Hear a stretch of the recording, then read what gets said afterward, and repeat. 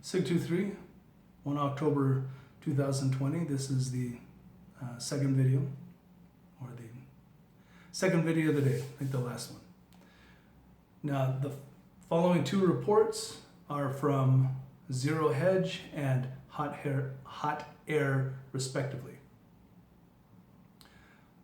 The first from Zero Hedge. Earlier, we detailed that Computer Systems for Universal Health Systems, UHS, a major hospital and healthcare provider with over 400 locations across the U.S., was hit with what appears to be one of the largest medical cyber attacks in U.S. history. Demonstrating just how prone America's vital infrastructure remains to large-scale cyber attacks, which could debilitate the country's response efforts in emergency situations. The spate of ransomware attacks have impacted the operations of 53 U.S. healthcare providers or healthcare systems so far this year, according to a cybersecurity firm cited in the latest NBC reports on the attacks. The worst and most recent instance was centered on a major Cleveland area hospital, which is taken offline for a full week following an apparent cyber attack. The damage from the hack of the Ashtabula County Medical Center's systems was so bad that all elective procedures at the hospital had to be postponed. The facility's computer systems have been offline since Monday, September 21, according to hospital officials. It's as yet unclear when full hospital operations will be restored, though elective procedures are expected to begin again this week. As a result of this incident, we have postponed all elective procedures through Wednesday, September 30, the medical center CEO Michael Habowski said. Our emergency department remains open to life-threatening emergencies and walk-in patients, and our outpatient departments and physician offices are continuing to provide care for patients. Once inside a system, via malicious software which encrypts key files, hackers typically demand payment as a condition for restoring network capabilities.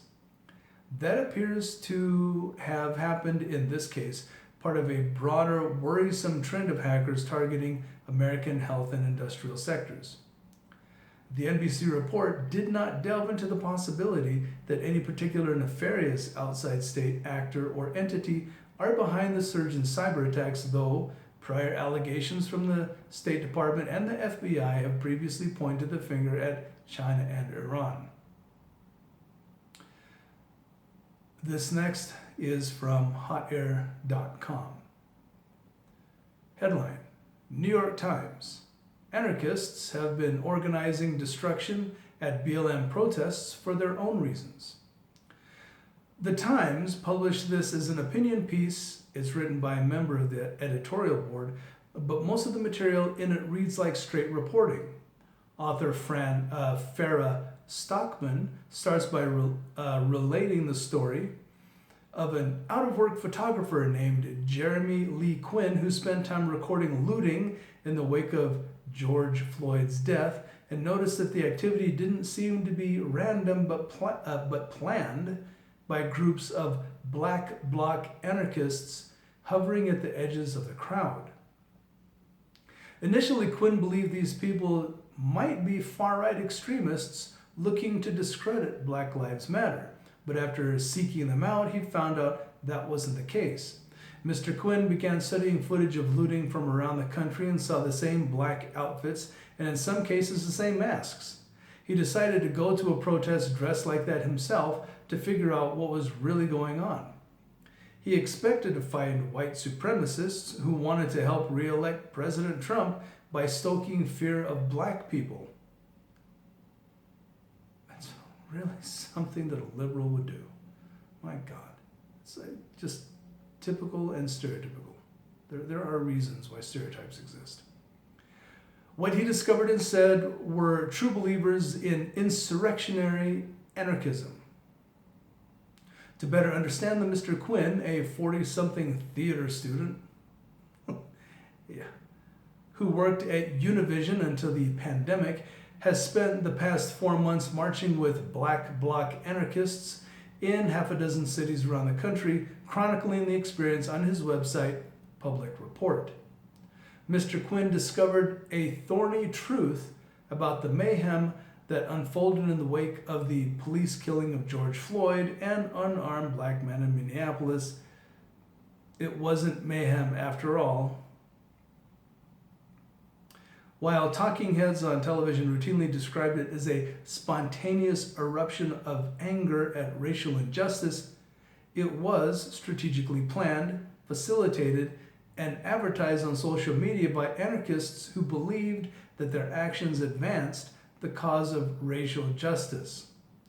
In some cities, they were a fringe element quickly expelled by peaceful organizers, but in Washington, Portland, and Seattle, they have attracted a cult-like energy, quotations, a cult-like energy, Mr. Quinn told me.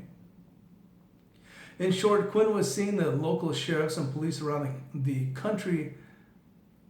In short, Quinn was seeing what local sheriffs and police around the country have seen: anarchists adopting Black Lives Matter talking points as a justification for their behavior.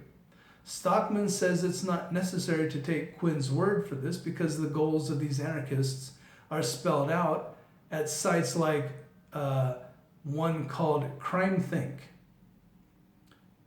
CrimeThink. That's spelled CrimeThinc. The front page of that site is currently devoted to a lengthy analysis of the quote-unquote siege of the police precinct in Minneapolis. Here's a sample. The crowd mostly originated from working class and poor black and brown neighborhoods. This was especially true of those who threw things at the police and vandalized and looted stores. Those who do not identify as owners of the world that oppresses them are more likely to fight and steal from it when the opportunity arises.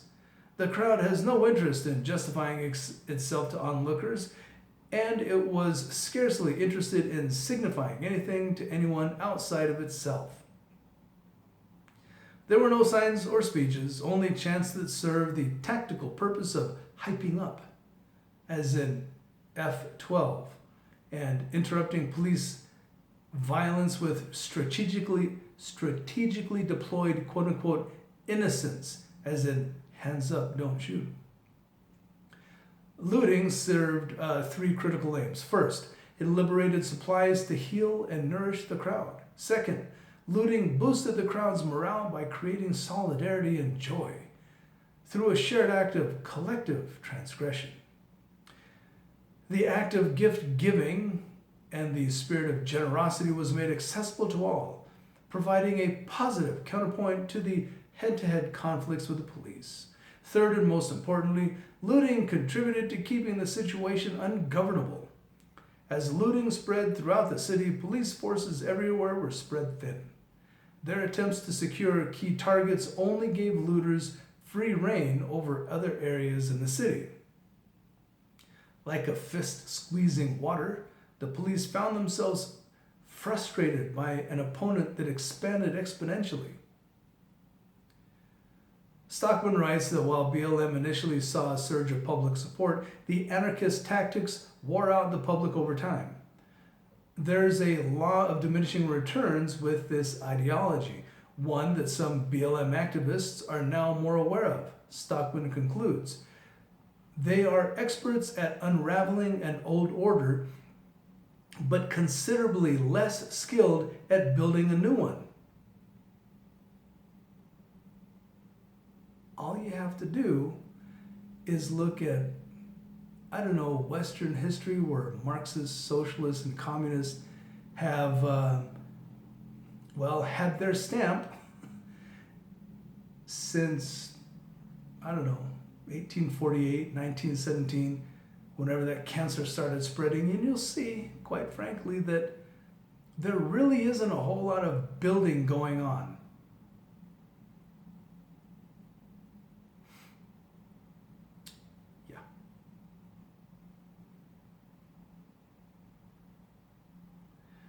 There are experts at unraveling an old order, but considerably less skilled at building a new one. That's why, even after more than 100 days of protests in Portland, activists do not agree on a set of common policy goals. Well, no shit.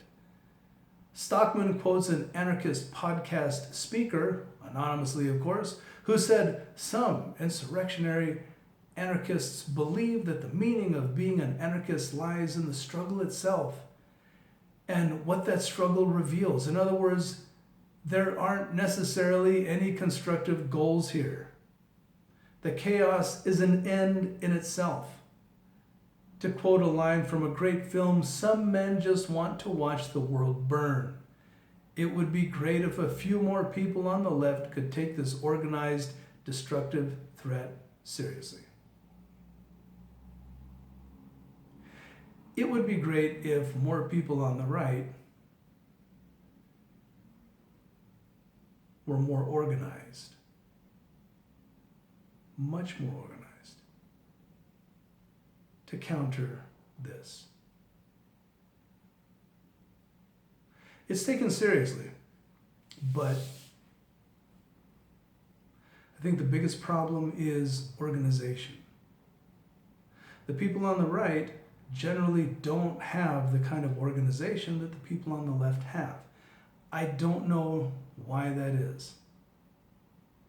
A lot of what we're seeing by this, it can be duplicated by the people on the right, the people who actually want to fight for the country.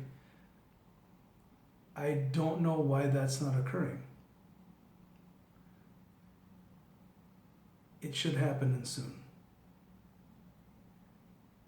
The election is a mere 33 days away, and we have from then until January the 21st, we will see an increase in violence. It's been promised. It's not been forecasted. It's literally been promised.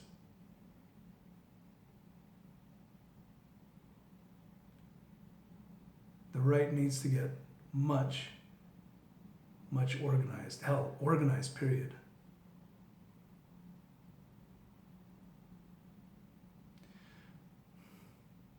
That's it for now. 623 out.